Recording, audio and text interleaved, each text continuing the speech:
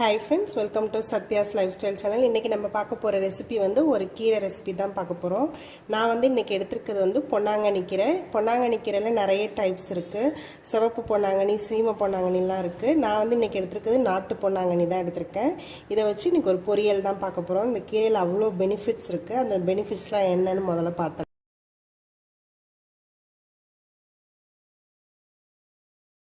இந்த பொன்னாங்கண்ணி கீரை பண்ணுறதுக்கு நான் வந்து கடாயில் கொஞ்சமாக ஆயில் எடுத்துக்கிறேன். ஆயில் நல்லா ஹீட் ஆகட்டும்.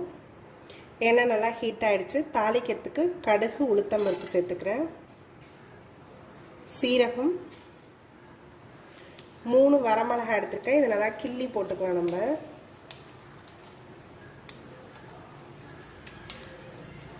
இது உங்களோட விஷ் தான். நீங்கள் எவ்வளோ காரம் வேணுமோ அதுக்கு தகுந்தாப்படி மிளகாய் சேர்த்துக்கலாம். நான் வந்து ஒரு கட்டுக்கு 3 போதுன்றனால சேர்த்துருக்கேன். கொஞ்சமாக பெருங்காயம் சேர்த்துக்கிறேன். கடுகு, உளுத்தம் பருப்பெல்லாம் பொரிஞ்சிருச்சு. நான் வந்து சின்ன வெங்காயம் இந்த மாதிரி பீசஸாக கட் பண்ணி வச்சுருக்கேன்.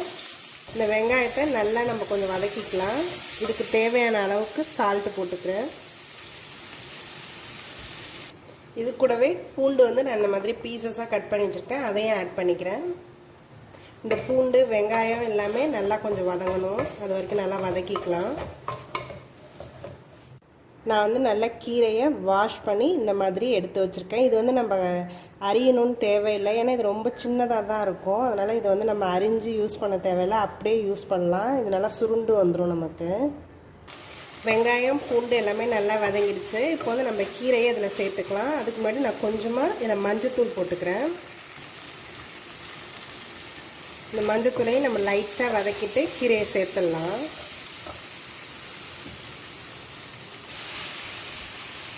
இந்த கீரையை லைட்டாக வந்து நம்ம கொஞ்சம் வதக்கிட்டு அப்புறமா இதை வந்து நம்ம மூடி வச்சு வேக வைக்கலாம். ஃபஸ்ட்டு கொஞ்சமாக நம்ம இந்த எண்ணெயில் லைட்டாக வதக்கிக்கலாம்.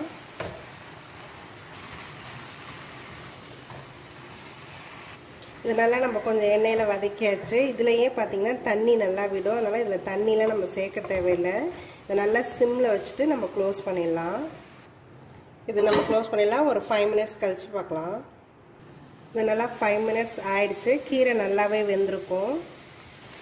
கீரை நல்லா வெந்துருச்சு. நல்லா க்ரீனிஷாகவும் இருக்குது.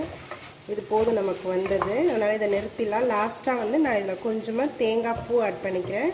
நீங்கள் தேங்காய் பூ இல்லைனாலும் நம்ம துவரம்பருப்பு வேக வச்சு அது கூட ஆட் பண்ணிக்கலாம். தேங்காயும் ஆட் பண்ணிக்கலாம். இல்லை டயட்டில் இருக்கீங்க அப்படின்னா பன்னீர் கூட துருவி இதோட சேர்த்துக்கலாம். பன்னீர் ஆர் டோஃபு எது வேணாலும் துருவி இதோட சேர்த்துக்கலாம். நான் இப்போ கொஞ்சமாக தேங்காய் சேர்த்துக்கிறேன். இந்த தேங்காவை நல்லா இந்த சூட்டோடய நம்ம கிளறிக்கலாம். நான் நிறுத்திட்டு தான் எப்போதுமே தேங்காய் சேர்ப்பேன்.